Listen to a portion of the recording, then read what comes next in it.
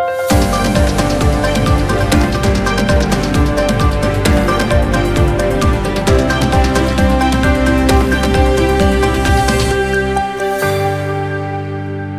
मी अनुष्का. शंखनाद न्यूज चॅनलच्या मराठी बातमीपत्रात आपल्या सर्वांचं परत एकदा स्वागत करते. बघूया आजच्या काही मराठी ठळक बातम्या.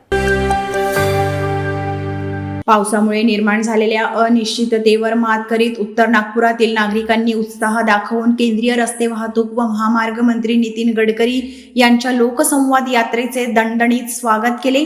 बुधवारी मध्यरात्रीपासून पाऊस सुरू असल्यामुळे लोकसंवाद यात्रेबद्दल काहीशी अनिश्चितता होती. मात्र नागरिकांच्या उत्साहावर पावसाचा काहीही परिणाम झाला नाही आणि भर पावसात गडकरींची लोकसंवाद यात्रा उत्तर नागपुरात दाखल झाली. नागरिकांनी त्यांना उदंड प्रतिसाद दिला.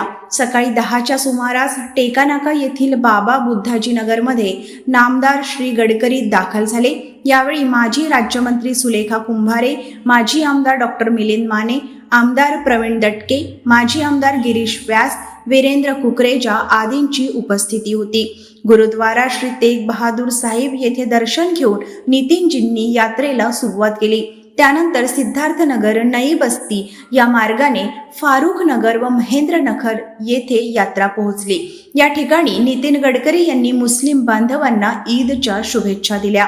जागोजागी नागरिकांकडून पुष्पवर्षाव करण्यात आला.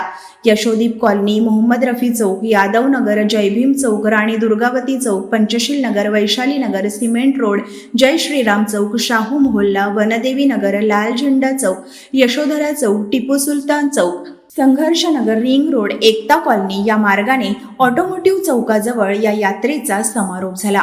शंखनाद न्यूजसाठी ब्युरो रिपोर्ट.